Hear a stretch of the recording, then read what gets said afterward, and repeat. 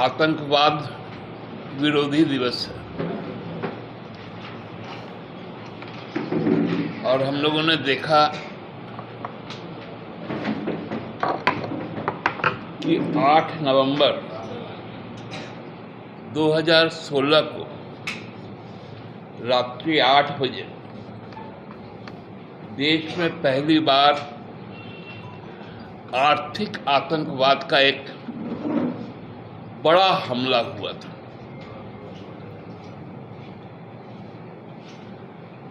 आर्थिक आतंकवाद के उस हमले में लगभग 2 लाख से भी ज़्यादा मंझोले छोटे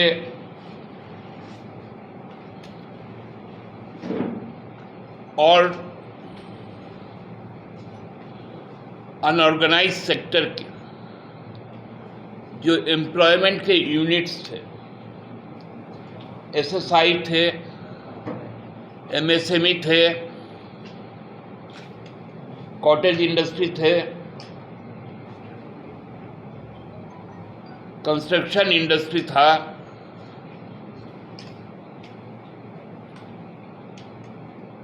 फिल्म इंडस्ट्री, जिसमें करोड़ों लोगों का रोजगार है। उस रोजगार पर एक बड़ा हमला था और वो हमला नोटबंदी के कारण था। अचानक से काला धन, भ्रष्टाचार, आतंकवाद को हवाला देते हुए 500 और 1000 रुपए के नोट की वैधता समाप्त कर दी गई थी और उसके बाद 50 दिनों का एक वक्त दिया गया था कि आप अपने पास यदि कुछ 500 और 1000 के नोट हैं तो उनको विनिमय करवा लें। उसमें भी एक सर्टेन स्लैब दिया गया था कि एक बार में 2000 रुपये ही ले सकते हैं। एटीएम से 500 रुपये ही निकाल सकते हैं। इस तरह से कई तरह की चीजें की गई। पूरे देश में लगा कि पूरा गदर मच गया, भ्रष्टाचार रुक गया। हम लोगों ने तभी कहा था कि भ्रष्टाचार की उत्पत्ति गंगोत्री जो भारतीय जनता पार्टी है, वो यदि भ्रष्टाचार पे बात करे तो हास्यास्पद होता है।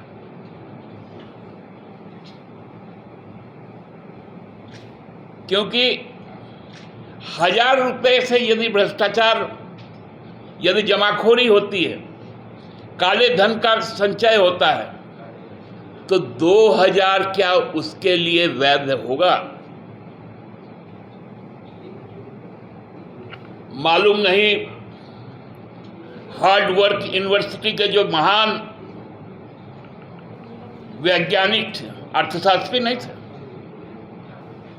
वो वैज्ञानिक थे। हमारे माननीय प्रधानमंत्री मोदी जी, उन्होंने क्रांति ला दिया था, नया डिस्कवर हुआ था हार्वर्ड यूनिवर्सिटी के महान वैज्ञानिक। उस वक्त देश का रिजर्व बैंक चुप था, फाइनेंस मिनिस्टर चुप थे और एक इकोनॉमिक डिजास्टर को एक पॉलिटिकल व्यक्ति संबोधित कर रहा था।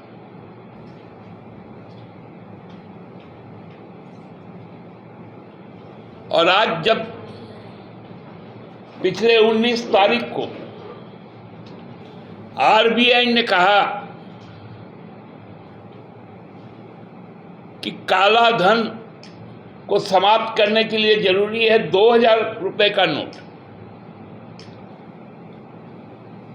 वो धीरे धीरे बैन हो जाएगा, अर्थात लगभग 130-35 दिनों में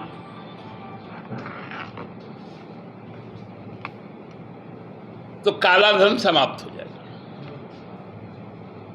नौटंकी की भी हद होती है।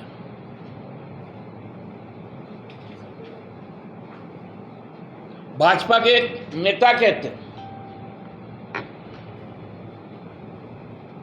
क्योंकि अमेरिका में $100 मिलते हैं तो यहां 2000 रुपए का नोट हो सकता है। हम लोगों को ये डेटा मालूम है कि 20,000 करोड़ रुपए केवल लगे थे 2000 के नोट को छापने के लिए। अब 6 साल में वो 20,000 करोड़ रुपए डूब गए जनता के। अब कौन सा नया नोट आने वाला है नहीं मालूम, उसमें कितने हजार की छपाई होगी नहीं मालूम। मुझे तो लगता है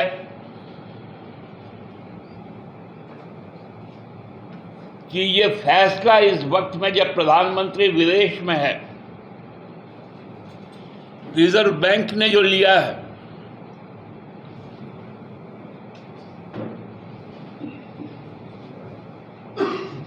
जिसके बारे में फिनांस मिनिस्टर का अभी तक एक भी बयान नहीं आया,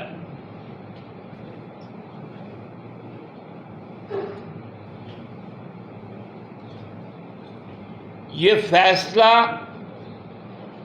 आने वाले जो 4 राज्य विधानसभा के चुनाव होने वाले हैं, तेलंगाना, छत्तीसगढ़, मध्य प्रदेश और राजस्थान, इनको देखते हुए लिया गया। क्योंकि कर्नाटका में तो जितने भारतीय जनता पार्टी के पास 2000 के नोट थे, सब खर्च होने के बावजूद भी हार नहीं पाए, जीत नहीं पाए। अब जो इन राज्यों में इनके पास में है, इनको डर सताने लगा, तो बोले भाई अब इसको बदलो, अब 500 रुपए में काम चलाओ।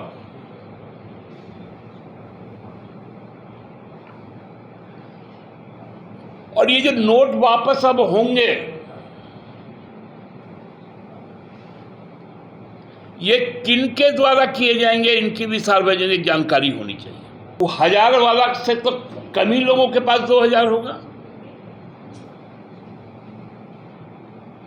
उनकी सूची उपलब्ध कराई जा सकती है।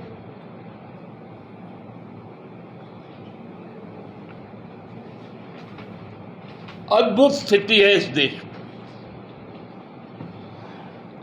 हम सबको ही जानते हैं, पिछले बार भी ये कई चीजें सामने आई थी, तथ्य कि बड़े संख्या में घर की जो मां बहनें किसी आपातकाल के लिए कुछ पैसा बचा के रखती है और वो थोड़ा सा ओझल भी होता है, तो इसलिए बड़ा नोट रखती थी 1000 रुपए वाला।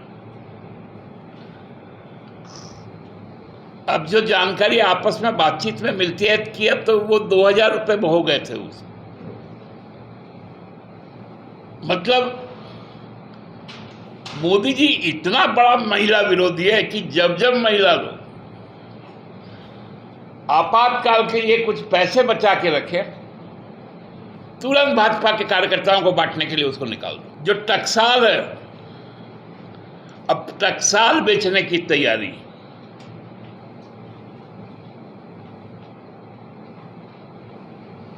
यहीं पर रिलायंस समूह का BRB है, आपके बगल के बंगाल में, सालबोनी में।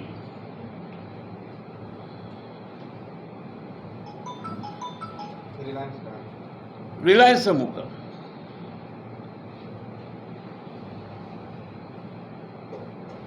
जो 100 और 200 रुपए की नोट छापते हैं।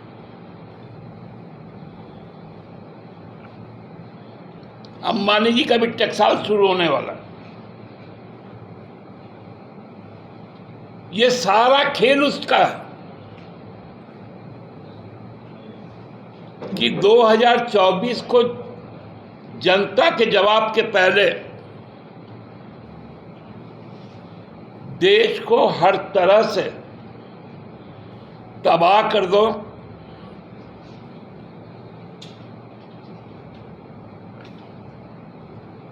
देश में इतनी ज्यादा नफरत भर दो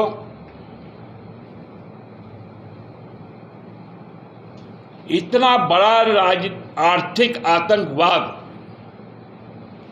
भारतीय जनता पार्टी का, इससे ज्यादा बड़ा कुछ नहीं हो सकता।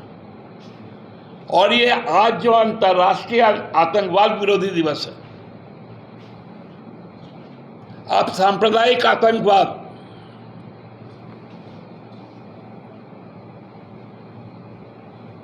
धार्मिक आतंकवाद,